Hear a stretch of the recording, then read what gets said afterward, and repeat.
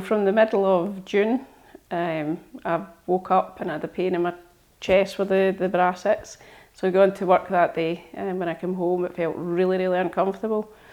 So when I take my bra off, it was about the size of a pea that I could feel right in the middle of my chest.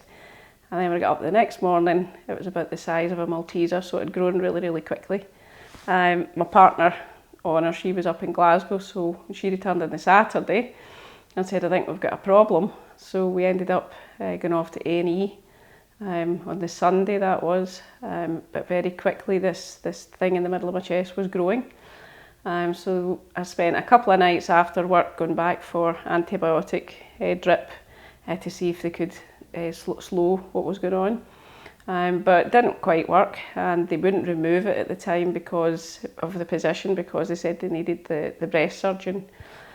So we waited until I think it was the 4th of July before we got the appointment with the breast surgeon. And as soon as we arrived, he had a look at it and he said straight away, I have to remove that.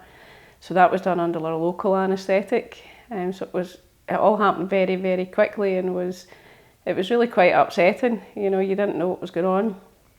Mainly because prior to that I had been for a mammogram, and they noticed that there was some issue in my left breast, but they couldn't pursue or do anything with that until they had resolved this problem that I had now in the middle of my chest.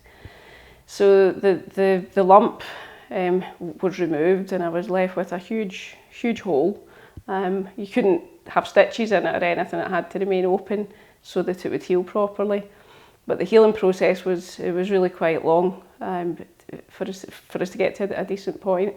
But for me emotionally, you know, it was just horrendous. You know, as a woman, you are very conscious of how you look and how things fit with you. But it took away a lot of my confidence. I wasn't back at the gym, you know, because you couldn't exercise. It really bothered me, and it was my first and last thought, you know, every day and every night. We did get in touch with a company that I've been working with and going to for years to get my bras fitted.